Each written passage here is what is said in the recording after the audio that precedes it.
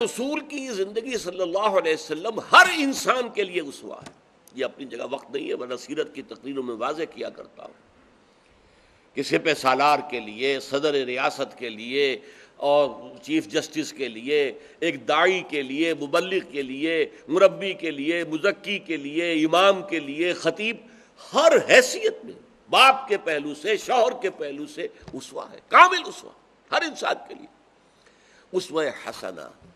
لیکن اس آیت کو جس طریقے سے ہمارے ہاں سیرت کی تقریروں میں مس یوز کیا جاتا ہے، اس میں سے مراد کیا ہے؟ شاید صرف مسواک کر لینا، شاید کچھ اور، صرف یہ کہ پائچے آپ نے جو ہے وہ ٹخنوں سے اوپر کر لیے۔ یہ بھی ہے، حضور کا حکم ہے، اتباع ہے، نیکی کے کام۔ اصل اسوہ کیا ہے؟ یہ عین غزوہ احزاب کے بیچ میں آیت آ رہی ہے۔ یہ اصل اسوہ تو یہ ہے، باطل کے ساتھ پنجہ آزمائی، باطل کے ساتھ ٹکر لینا، جو پختہ شوی خدرہ بر سلطنت جم سن، جان مال ہر چیز کو قربان کرنے کے لیے تیار۔ اصل اسوہ تو یہ ہے، ٹھنڈے ٹھنڈے آرام سے، باطل غالب ہے اور آپ رہ رہے ہیں آرام سے، مکان بنا رہے ہیں، عالی شان محل بنا رہے ہیں، نماز پڑھ رہے ہیں، روزہ رکھ رہے ہیں، تہجد بھی پڑھ رہے ہیں۔ یہ تو اسوہ نہیں ہے محمد کا صلی اللہ علیہ وسلم۔ اسوہ رسول تو کچھ اور ہے۔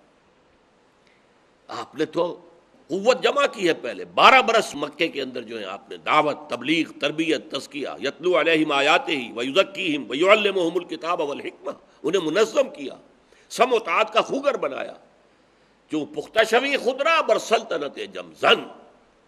اور جب پختہ ہو گئے، تیار ہو گئے، معتدب تعداد میں لوگ آ گئے، ان کی تربیت ہو چکی ہے، ان کا تزکیہ ہو چکا ہے، صرف اللہ کی رضا کے سوا انہیں کچھ مطلوب نہیں ہے، نہ دنیا نہ فتح نہ کچھ مطلوب نہیں، اللہ راضی ہو جائے۔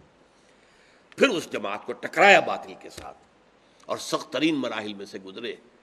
تو یہ ہے اسوہ اصل میں محمد رسول اللہ کا۔ ہم نے کن چیزوں کو اسوہ سمجھ لیا ہے اور بڑے خوش ہو جاتے ہیں کہ ہم اسوہ رسول پر عمل پیرا ہیں۔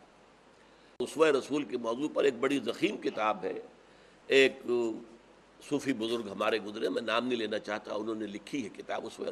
اس میں صرف یہی ہے کہ آپ سرما کیسے ڈالتے تھے، آپ کلی کیسے کرتے تھے، یہ چیزیں جو ہیں یہ اسوہ رسول ہے۔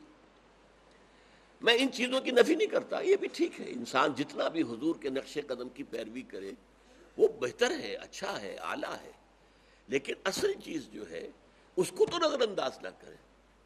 بانشہ درویشی در ساز و دماد زن، 12 برس تک درویشی تھی، دعوت ہے، تبلیغ ہے، اور کوئی کہہ رہا پاگل ہے، کوئی کہہ رہا ہے ساحر ہے، کوئی کہتا ہے شاعر ہے، برداشت کر رہے ہیں۔